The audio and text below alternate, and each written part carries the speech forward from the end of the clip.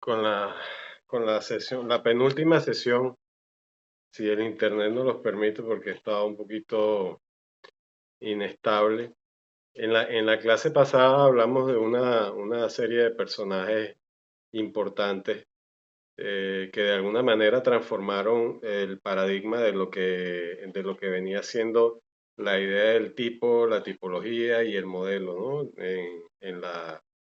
En la modernidad. Y pues ya con todo el trabajo que ustedes han realizado e investigado, eso queda más que claro, pues, ¿no? Sin embargo, estuve leyendo los trabajos y hay algunos que apuntan en una dirección que me parece bien, bien importante y bien interesante, que es que hay muchas cosas que hay que actualizar, porque el contenido llega hasta un punto y a partir de allí como que se detuviera y después no sucediese más nada en cuanto al ámbito del desarrollo de la arquitectura y la tipología y el tipo y la forma y todo esto, ¿no? Y eso no es así. La clase pasada mencionábamos un libro fundamental que cumplía 60 años, es decir, fue escrito en el año 66 aproximadamente, si mal no recuerdo, por el arquitecto Robert Venturi, quien pues falleció en el año 2018, ya casi hace 10 años, y este fue un libro fundamental dentro de lo que significó la transformación del paradigma de la comprensión de lo que es la idea de la tipología arquitectónica y de la interpretación del tipo y del modelo, ¿no?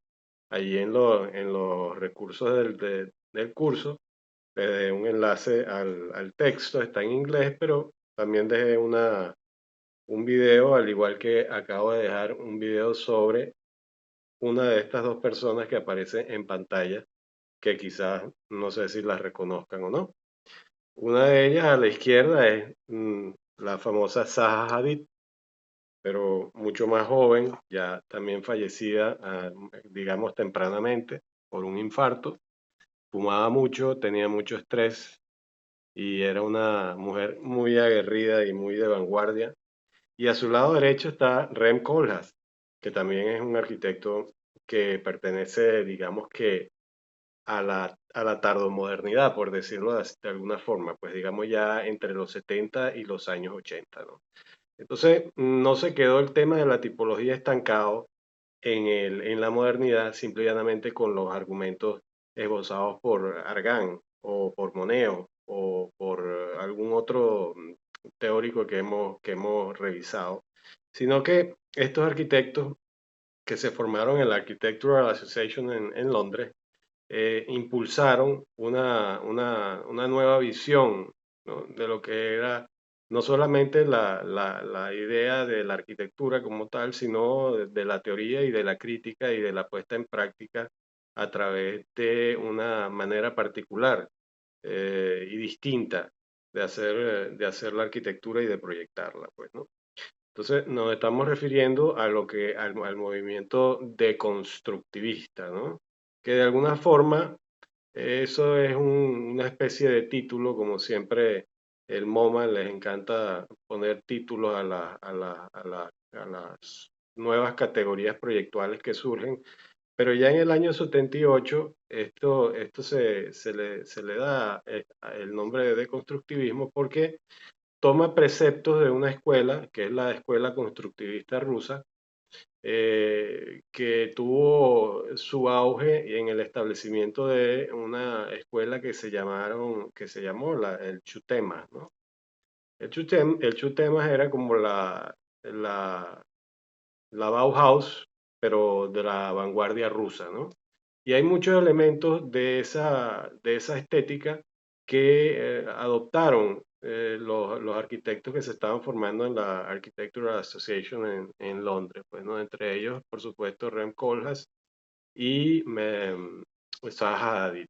Zaha Hadid demostró desde los principios tener una forma de representación de la idea arquitectónica con un gran contenido formal, abstracto y de una forma de levitación y tensión, pues, ¿no? Es como que sus edificios de alguna manera explotaran y mostraran todas las partes de sus componentes, ¿no? Es algo que para la tradición moderna y para la tradición incluso posmoderna, que trató de poner en tela de juicio todo el tema tipológico, representó un impacto muy fuerte que transformó inmediatamente el tema y el panorama de la arquitectura, ¿no? Y hay que considerar también que Rem Koolhaas, antes de ser arquitecto, fue periodista y director de cine, ¿no?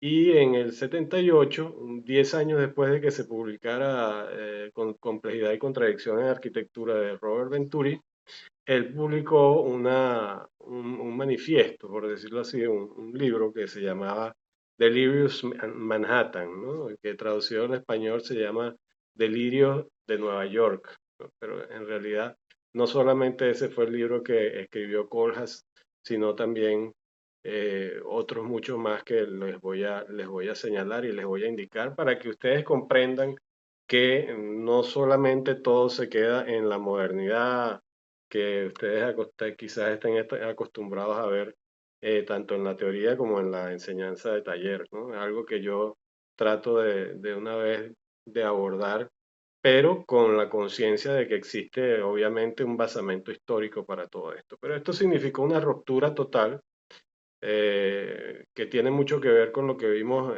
en el Museo Judío de Libeskind, Daniel Libeskind y Peter Eisenman también fueron arquitectos que dentro de esa exposición que organizó el MoMA, eh, bueno, los involucraron de alguna forma, por decirlo, este, eh, de manera de investigación policial, ¿no? Los involucraron dentro de este grupo que llamaron los deconstructivistas, ¿no? Pero de allí hay muchas ramas y muchas aristas, porque no solamente ellos produjeron estos elementos que en el momento en que fueron producidos no tenían primero una catalogación, por eso es que tuvieron que ubicar un nombre. Segundo, tenían un referente histórico que es muy importante para la comprensión de lo que se está haciendo, que se refería al constructivismo ruso, que es una corriente que tiene que ver con el desarrollo arquitectónico ya de la revolución bolchevique y la revolución comunista un poco, ¿no? Como les digo, un poco la Bauhaus rusa, ¿no? Y entonces, todos estos elementos y todos estos factores se fueron integrando en esta escuela de Architectural Association que existe hasta hoy en día, lo pueden buscar en las redes sociales, tienen su página y de verdad que es una escuela eh, eh, realmente de vanguardia y aún lo sigue siendo, ¿no? Pues bueno, nada, Saja presenta su manera de expresar la arquitectura de una manera casi que compositiva, artística, en levitación y en tensión, ¿no? No sabemos realmente qué es, pero podemos intuir que es una edificación, sin reconocer ningún carácter tipológico y reconociendo un tipo formal que se sale de toda digamos que se sale de todos los convencionalismos que existían para ese entonces, pues, ¿no? Digamos que estamos saliendo un poco de la arquitectura de Rossi, estamos saliendo un poco de la posmodernidad y de repente esto en los años 70, mediados de los 80, irrumpe, ¿no? Pero irrumpe con mucha fuerza ya en el año 88. Cuando yo comencé a estudiar la carrera, recuerdo que compré el libro del catálogo de la edición del MoMA, lo compré, y se llamaba Deconstruction. La verdad que fue un asunto totalmente, como dicen los americanos, mind blowing. O sea, a mí me voló la cabeza, pues, ¿no? Cuando vi todo eso. Y eso generó una nueva forma y una nueva actitud también en nosotros de cómo enfrentar el tema proyectual, ¿no? En ese momento, el elemento formal y compositivo tenía mucho peso más allá del elemento tipológico funcional, porque en realidad esto podría ser cualquier cosa, ¿no? Desde una composición hasta una edificación. Entonces, allí tenemos una evolución y se los muestro para que ustedes vean que a lo largo del tiempo y hasta nuestros días sigue el tema tipológico y del tipo y del modelo en una revisión que incluye una gran cantidad de elementos que se han ido adicionando, pues, o sea, de la mera proyección,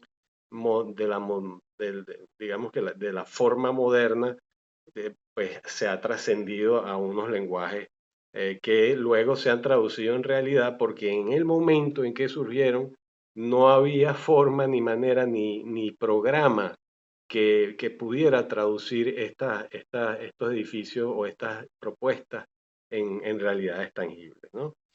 Zaha Hadid se convirtió, bueno, en una estrella dentro de lo que es la Architectural Association en Londres y sus entregas eran prácticamente cuadros, ¿no? Si tenía que hacer una intervención urbana como esto que ustedes ven aquí, esta es su propuesta, ¿no? Uno intuye que hay un territorio, que hay un elemento de territorialidad allí e incluye una serie de elementos de edificios, pues, ¿no? Pero la misma disposición del cuadro en vertical eh, te, te- te hace, ¿no? Y como de alguna forma incorporarte al, al- al- a la interpretación del elemento de una forma activa, pues, ¿no? Y estos son cuadros que ya los van a ver de una escala considerable, ¿no?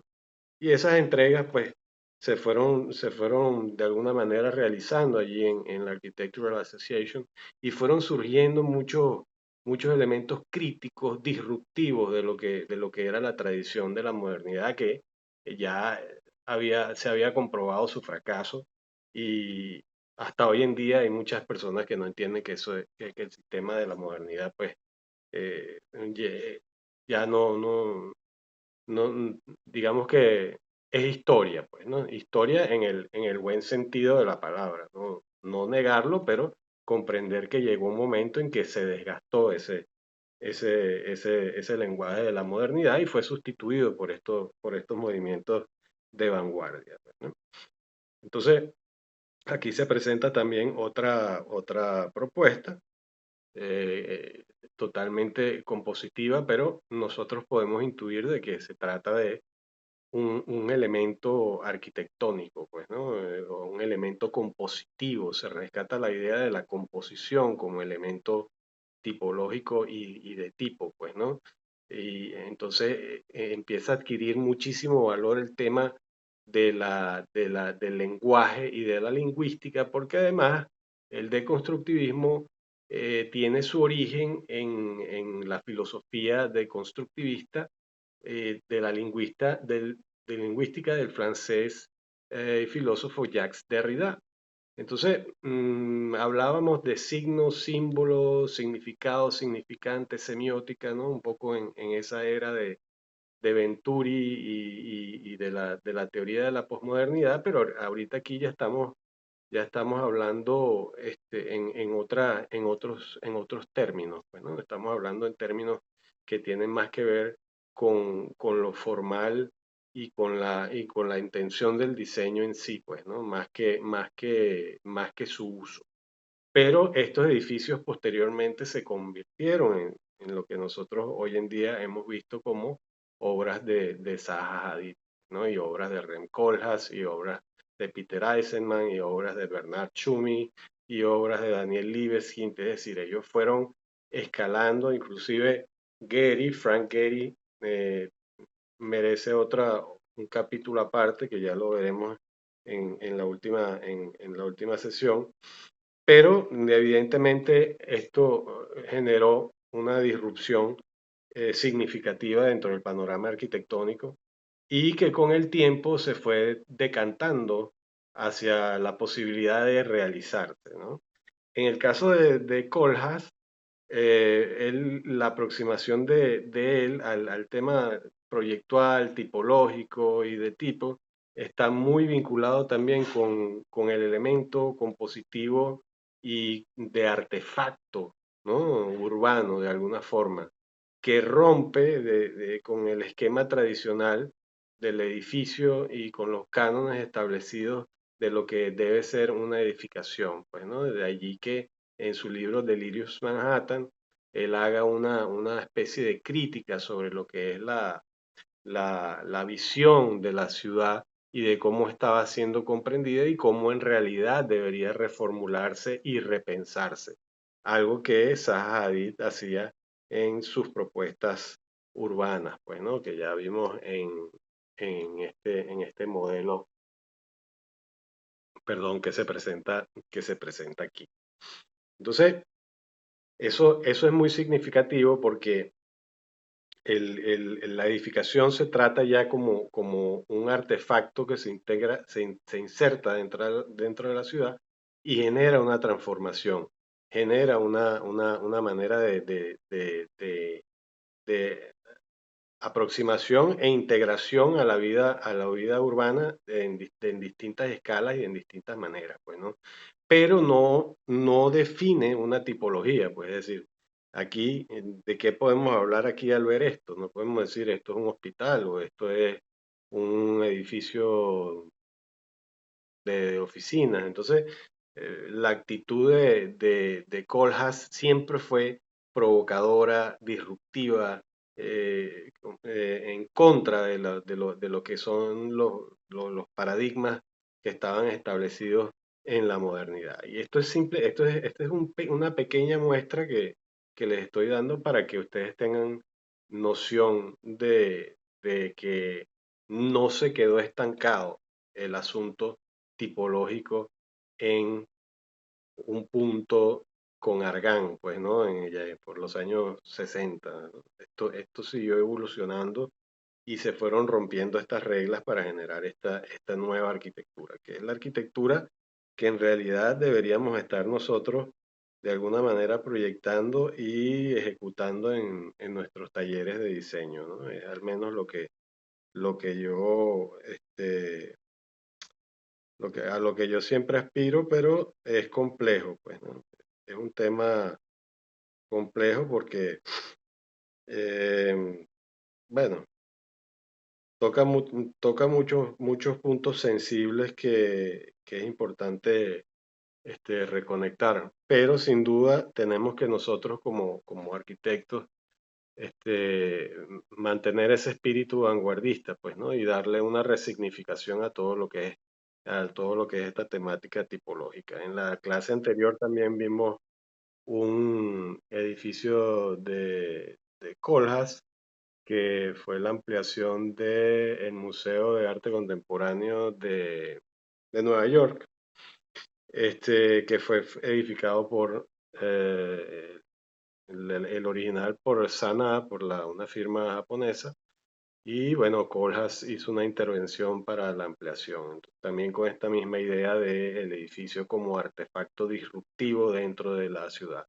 Entonces, todo esto ha ido permeando en la arquitectura, pero lamentablemente todavía se ve con cierta cautela porque en realidad no tengo idea de por qué.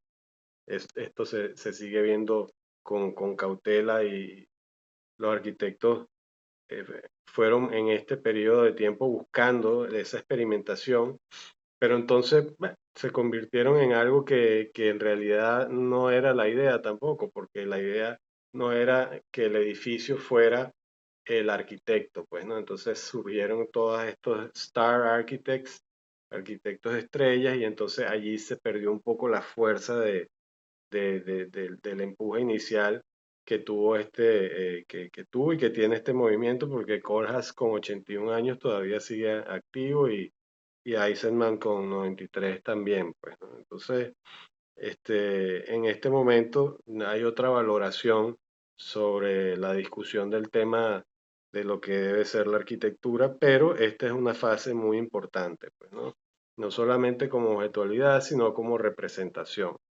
Esto también es un proyecto de integración urbana mostrado por Zaha Hadid y elaborado, digamos, violando todas las convenciones porque primero se presenta con un fondo negro, maneja tonalidades de color que son bastante llamativas y ella despieza el edificio en sus partes, pues, ¿no?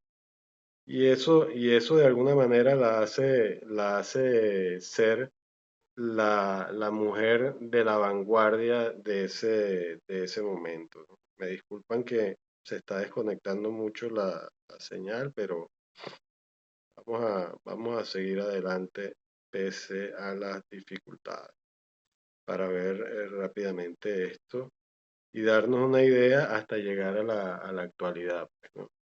Este es un rápido repaso. ¿Ok? Entonces ahí tenemos nuevamente la imagen y también tenemos otra imagen que se refiere, esto luego, con el transcurrir del tiempo, este dibujo que ustedes ven aquí, se convirtió en una estación de bomberos, que fue una de las primeras obras construidas por Zaha Hadid. Y su propuesta, pues, en la que presentó fue esta, ¿no? Y bueno, se, de alguna manera se entusiasmaron y se arriesgaron con esta formulación y ustedes la pueden encontrar dentro del repertorio de obras de Zaha Hadid. Pero yo me estoy quedando, digamos que en el germen de la postura arquitectónica de constructivista, que es algo que yo quiero que ustedes de alguna manera lo asuman, lo interpreten, lo digieran y comprendan que no todo se quedó estacionado en los años 50 con Le Corbusier y la máquina de habitar. No, no, no. Eso se superó, eso se pasó, eso quedó a un lado. Llegó la posmodernidad, hizo sus intentos, pero tuvo desviaciones historicistas y eso la hizo un poco kitsch, una arquitectura un poco recargada. Entonces, se desvirtuó un poco el mensaje de la posmodernidad realmente, pues, ¿no? Entonces, eso es muy importante de considerar y de tener en cuenta porque es muy importante que ustedes también tengan esa actitud vanguardista siempre como estudiantes, pues, es decir, buscar unas nuevas formas inventivas de participar y de proyectar. Aquí ven, fíjense ustedes, la dimensión de las entregas de la señora Zaha Hadid, pues, ¿no? Estas estos cuadros pues se presentaran como entregas, ella los presentaba como entregas, estas eran sus entregas de diseño, sus entregas de proyecto, pues, ¿no? Fíjense la escala, la que está allí no es Zaha Hadid, una persona de tamaño promedio, y estos eran las entregas y las obras que ella presentaba pues ante los jurados, ¿no? Entonces, allí, pues, esto dio pie a un destape, como dirían los españoles, y una revolución importantísima dentro de lo que es el panorama arquitectónico de la verdadera arquitectura, porque para mí hay una verdadera arquitectura y una falsa arquitectura. Eso lo vamos a discutir ahora con lo que estamos viendo en la actualidad y lo que les estoy presentando aquí, pues, ¿no? Y bueno, este es un dibujo que no pertenece a Zaha Hadid, es un dibujo que pertenece a la escuela del constructivismo ruso, que es el antecedente básicamente de lo que es la deconstrucción, ¿no? Y esta nueva forma de ver y de proyectar la arquitectura, ¿no? Eh, Eso es importante tenerlo allí en cuenta. Allí hubo arquitectos destacados, entre los cuales se encuentra el Lissitzky, es uno de los más importantes, entre otros, ¿no? Tatlin, Malevich, son varios autores que de alguna manera también propusieron una ruptura, pues, ¿no? Con el panorama de la modernidad que se venía planteando, ¿no? Un poco en contraposición con la Bauhaus. Es un tema que merece la pena de ser estudiado, pues, ¿no? Bueno, ahorita se presenta esta imagen también, que es una intervención urbana eh, que hace Zaha Hadid y pues esta es la presentación que ella hace sobre lo que es esa incorporación, pues, ¿no? Dentro de todo el panorama urbano, en este caso, de una ciudad. Y si yo hago un zoom de esto, pues se pueden comenzar a ver como unos elementos en horizontal, ¿no? Que constituyen en el imaginario y en la realidad del constructivismo y de lo que plantea Zaha Hadid. Además que me encanta que sea una mujer que haya sido la protagonista de esa nueva forma de hacer las cosas, porque verdaderamente que revolucionó el mundo de la arquitectura, de la moda, del diseño y de todo, pues, ¿no? Ella en realidad vivió brevemente, pero lo que hizo fue bien, bien importante, pues, ¿no? Entonces, aquí, por ejemplo, en lo que logremos que se vuelva nuevamente la imagen, tengo una sección de un edificio cualquiera de Zaha Hadid y allí vemos cómo esos dibujos que en un momento fueron unos elementos abstractos, bueno, aquí ya se convierten en una realidad. Y estamos hablando prácticamente de 30 años después. 70, 80, 90. Sí, ya para finales de los 90 ya se estaba comenzando a utilizar el diseño asistido por computadora y había programas que entonces permitían de alguna manera vectorizar todos estos elementos y traducirlos a planos, y de esos planos entonces pues se podían hacer los cálculos estructurales y hacer las edificaciones, ¿no?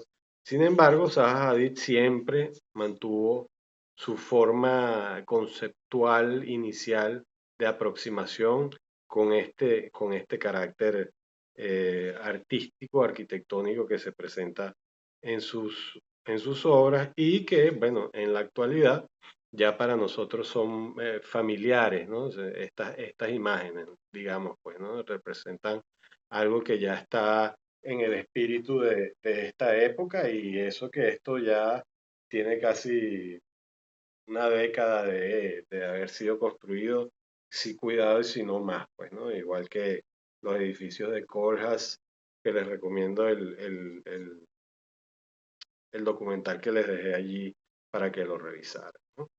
Entonces, ahí también quería mencionarles así de pasada que hay tipologías espaciales y formales que tienen que ver con el urbanismo, que es un tema que no hemos tocado, pero que es importante también de considerar y tener en cuenta y comprender que la ciudad también pasa a través del filtro del estudio de la tipología, de su aplicación y de su interpretación, pues, ¿no?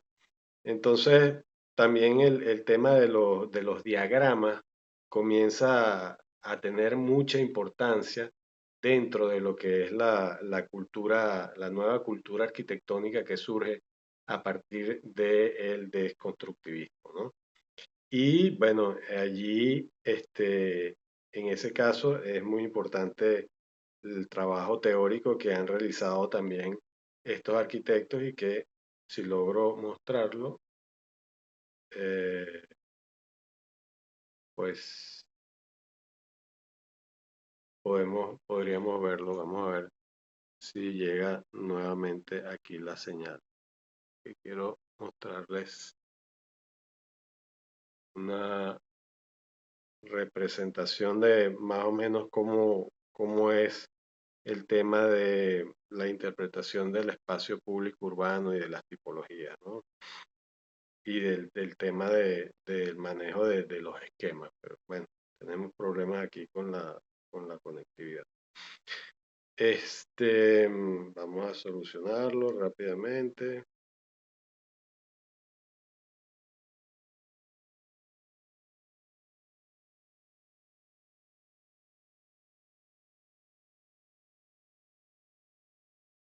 Que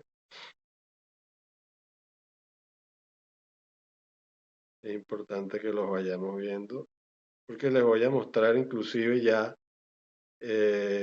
cómo esto trascendió, pues, ¿no?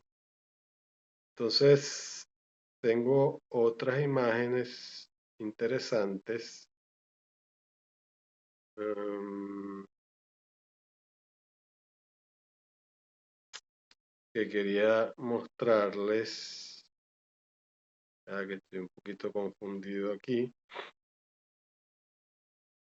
Importante es que, fíjense, Rem Koolhaas, que es uno de de los que hemos mencionado como pioneros también de este movimiento disruptivo que en la actualidad sigue avanzando y generando nuevas formas de hacer la arquitectura, de interpretarla, de formularla, de poner en tela de juicio la idea de la forma en la modernidad y, bueno, hacer estos nuevos planteamientos. ¿Sí? Por ejemplo, Rem Koolhaas tiene el libro acerca de la ciudad,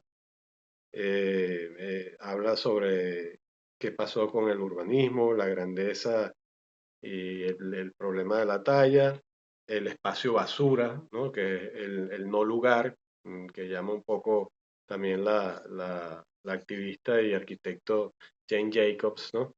El lugar y el no lugar, pues, ¿no? Entonces, hay una cantidad de elementos teóricos que están presentes y que quizás ustedes no conocen, pero que yo se los presento para que los busquen, para que indaguen en esa arquitectura y que inclusive la utilicen para representar sus proyectos, pues, ¿no? A nivel conceptual, ¿no? Para, para, porque tenemos que ir evolucionando, no nos podemos quedar estacionados, pues, ¿no? Entonces, este, por ejemplo, es Elements of Architecture, el que viene a continuación, ¿ok? Es un libro también de Rem Koolhaas, editado por Taschen. Entonces, él allí hace una crítica también sobre cómo son los elementos que incorporan la arquitectura, la ventana, el balcón, de los corredores, la fachada, las puertas, las paredes. Entonces allí, lógicamente, hay una especie de argumentación sobre todo lo tipológico y lo formal de cómo debe ser planteado, ¿no? Inclusive en la propia carátula del libro, pues te deja entrever inmediatamente que hay un sentido de disrupción dentro de todo el planteamiento que hace Kohlhaas. Este que uno de sus libros es MLXL, de OMA, porque OMA es la oficina que fundaron inicialmente Rem Koolhaas, Zaha Hadid y otros integrantes, que es el Office for Metropolitan Architecture. Entonces, allí eso se planteó como un laboratorio de invención, pues, ¿no? Porque en realidad no tenían encargo, no se comprendía, digamos que el mensaje, y ellos lo que hacían era básicamente configurar y armar una manera nueva de proyectar y ver las cosas, pues, ¿no? Entonces, aquí te habla de las distintas escalas urbanas, pero utilizando, imagínate, lo que usa uno para ver cuál es el tamaño o la medida de la ropa, pues, ¿no? Entonces, ya solamente con el título ya uno intuye que evidentemente hay un carácter de seguir soñando, de seguir haciendo y de seguir reinventando, ¿no? Tenemos el libro Delirio en Nueva York, ¿ok? Que también es un libro no tan reciente, pero es un libro importante eh, ya para finalizar los años 90, pues, ¿no? Ya entrando al 2000, ¿no?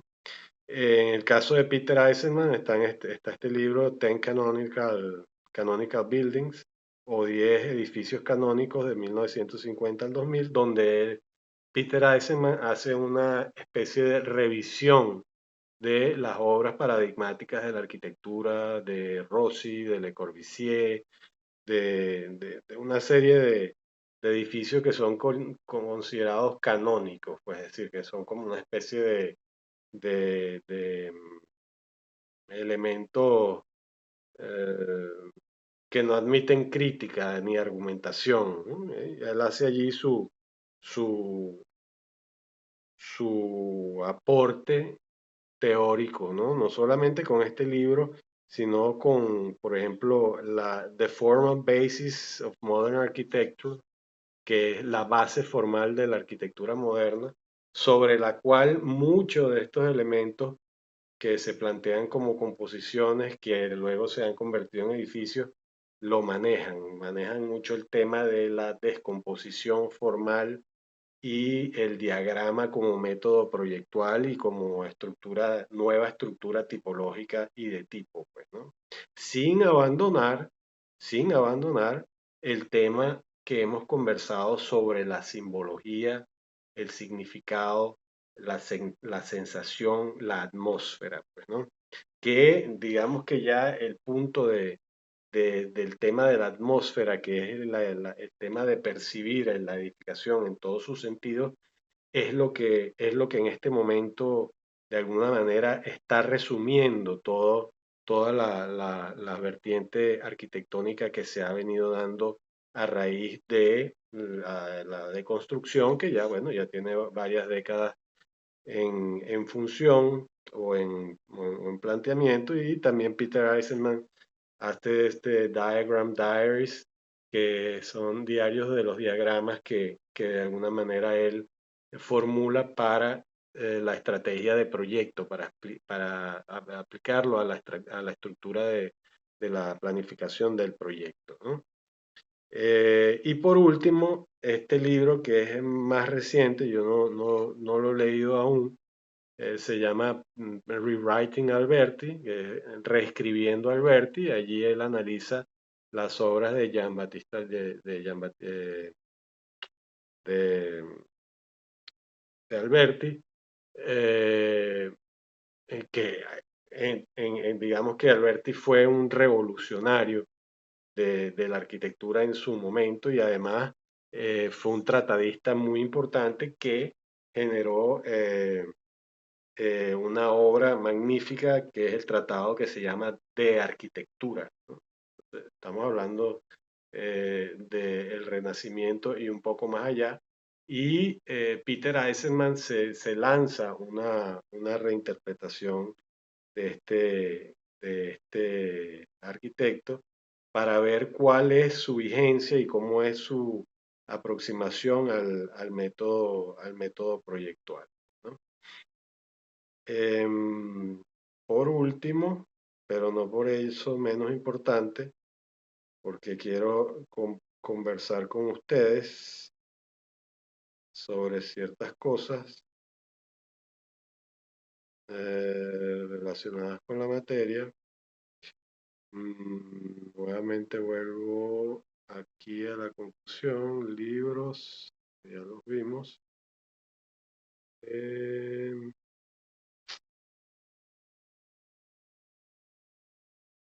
ok,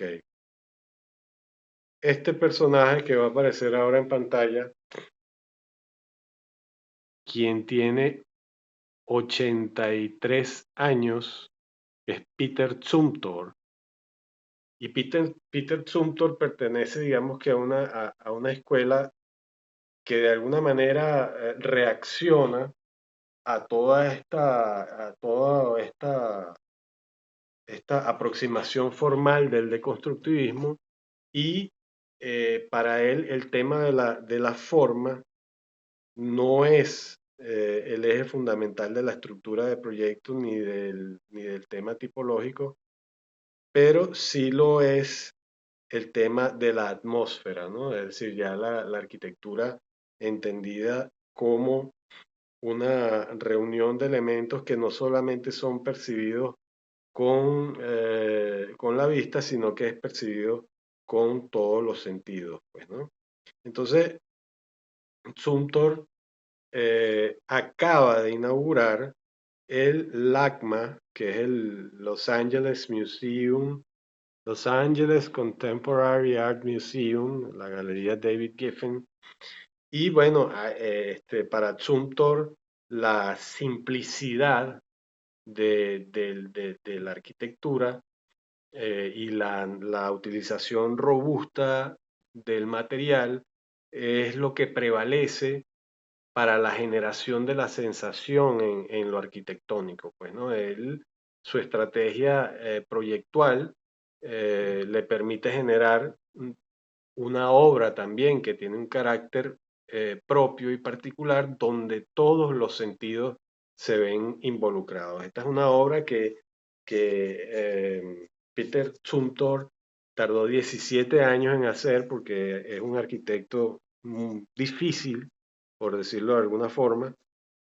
Así lo catalogan algunos porque es una persona que no obedece los convencionalismos en el sentido de que le impongan pautas y tiempos y esas presiones para hacer proyectos. Él se toma el tiempo que se tiene que tomar y si aumenta el presupuesto, pues bueno, tienen que resolver porque él está es proyectando, ¿no? Y esto costó 600 millones de dólares, era el presupuesto original, y ascendió a 725 millones de dólares para la culminación. Es decir, que eso dentro de lo que es la gerencia de construcción y lo que es el tema presupuestario, pues, o sea, sería un error garrafal, pero estamos hablando de una arquitectura particular que a simple vista uno la observa y realmente son dos elementos, dos slabs de concreto, dos losas de concreto, con una fachada corrida continua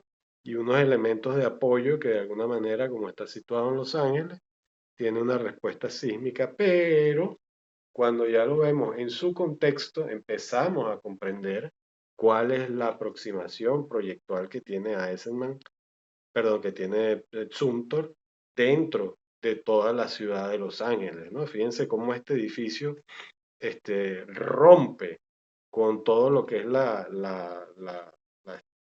la continuidad urbana, por decirlo de alguna manera, de esta parte de la ciudad de Los Ángeles, se incorpora al parque, se monta por encima de una vialidad, de una autopista, genera un pabellón de exposiciones, un paisajismo, un parque, es decir, su aporte tiene un alto impacto no solamente como edificación, sino también como generación de su entorno, ¿no? Entonces, allí estamos entendiendo el edificio que ya es una nube que está allí dispuesta, pero comprendemos cuáles son las intenciones proyectuales y cuáles son las reformulaciones tipológicas que hace, pues, ¿no? ¿Por qué? Porque su aproximación tiene que ver con el elemento eh, formalmente como resultante de lo que sucede dentro de la edificación, que justamente se disponen como elementos dispersos que constituyen las galerías y que cada una tiene su identidad propia, pues, ¿no? No tengo una imagen interna, pero la podemos buscar ahora en lo que terminemos con el recorrido, pues, ¿no? Y entonces, pues este edificio representa en este momento la obra arquitectónica más reciente realizado bajo los preceptos de la idea arquitectónica y tipológica como atmósfera, ¿no? Y cuya representación formal tiene que ver con las sensaciones, con la sinuosidad, con el gran alero que tamiza la luz, la permeabilidad y todo esto, toda esta serie de elementos, pues, ¿no? Entonces, estamos llegando a Zumthor, que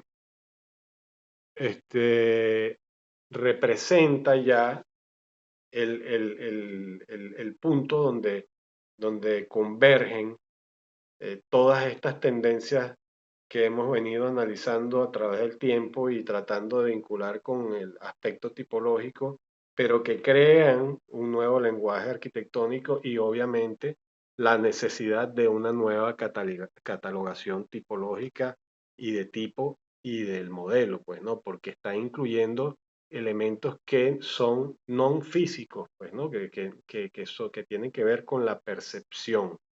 Y de allí una obra muy importante escrita por Zumthor, que también es catedrático y además ensayista y escritor de arquitectura, que lo hacía en un libro de nombre Atmósfera,